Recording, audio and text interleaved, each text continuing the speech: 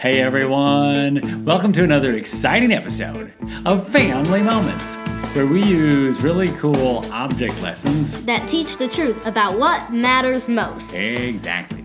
And today, we're going to have some fun with this. Is that a mason jar? Yes.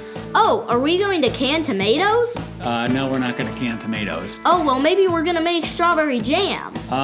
No, we're not going to make strawberry jam either. Or maybe we're going to drink lemonade. No, we're not going to drink lemonade. Yeah, like this.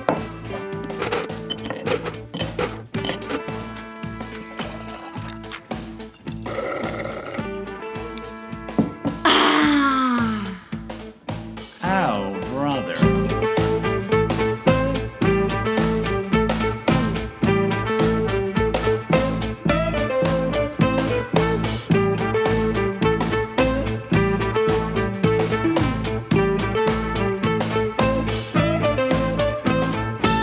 Hey kids, Pastor Robbie here, along with today's special co-host, Cole. Hello. And today, we're going to have some fun learning about trust. Trust? What has that got to do with the mason jar? Well, let me ask you a question. What do you think would happen if I filled this jar with water like this, and then turned it upside down? I'm pretty sure the water would spill all over the place. You're right, see? See? I told you. You're pretty smart. I know. But when we become Christians, God says things and wants us to do things that don't always make sense. What do you mean? For example, he talks about things like, to become the greatest, we must become the least. And how when we are weak, we are strong. And how the last become first. Yeah, those things don't make any sense. Not to the normal person. But when we become Christ followers, he has a way of turning our world upside down. And that's why it's important to learn to trust him. Let's take a look at our verse for the day. It comes from Proverbs 3, 5, and 6.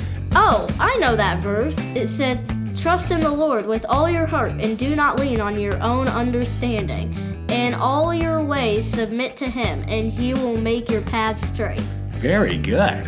So what's that got to do with the jar? Well, let me demonstrate this for you with a little object lesson I like to call When You Wish Upon a Jar. And all we're going to need is a jar, a lid, some water, and a container.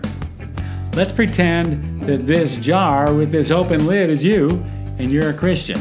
And since you are filled with the love of Jesus, we're going to fill you with water like this. Watch. So far, so good. But now he wants you to share some of that love with others. Do you trust him completely? I think I do.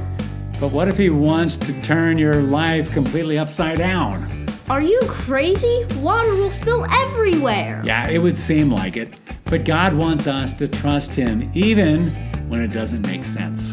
I'm willing to share a little bit, but if you turn that jar upside down, it's gonna make a mess. Remember our verse, lean not on your own understanding. I know, but let's not get radical.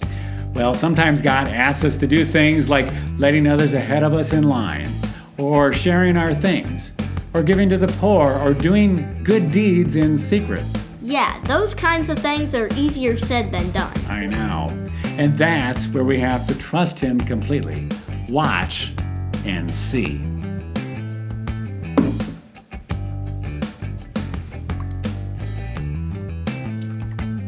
What in the world? It's not spilling. Exactly. How are you doing that?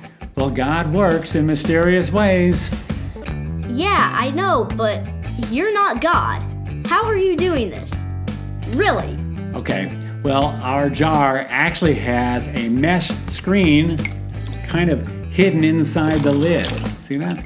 And when I turned the jar upside down, the mesh kept the water from falling through. But how can that be? There's holes in the screen. Well, even though there are holes in the screen, the mesh creates kind of a surface tension that holds everything together and keeps it from falling through. Unbelievable! Well, that's how God seems to work too. Sometimes He asks us to do things that just don't seem to make any sense.